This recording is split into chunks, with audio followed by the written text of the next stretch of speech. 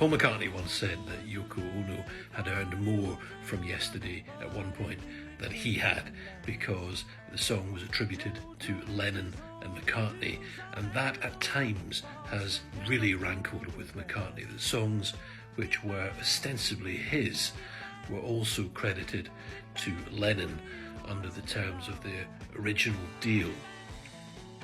So in his new book, The Lyrics, McCartney has taken the opportunity to reverse the songwriting credit for some of the songs where he believes his contribution was notably greater than Lennon's. Here's one example: 8 Days a Week. McCartney certainly came up with the title. He claims he arrived at Lennon's house. It was something which his driver had said, and McCartney seized upon it, and they both worked on the song. Maybe things get a bit more contentious with Drive My Car. McCartney is listed here as the first songwriter taking precedence over Lennon, again reversing the credits. He does describe the songwriting session. They began with very uninspiring words which they were embarrassed about, to do with golden rings, and then jointly after discussion came up with the concept for the song, the idea of a star in LA who is trying to hire a driver. That was the starting point for the song.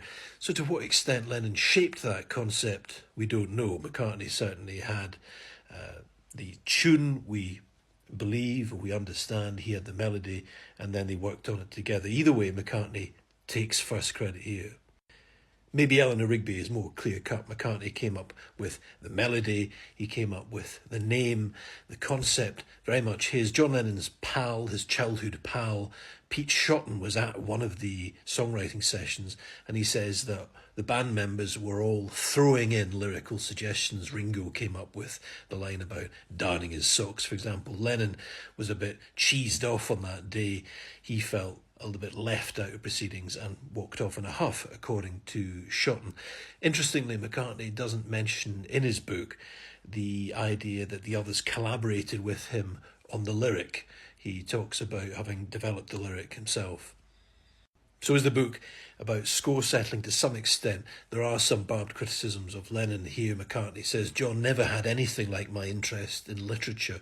There is the occasional barb of that sort. He also includes Give Ireland Back to the Irish, perhaps an attempt to show that he too could write political songs.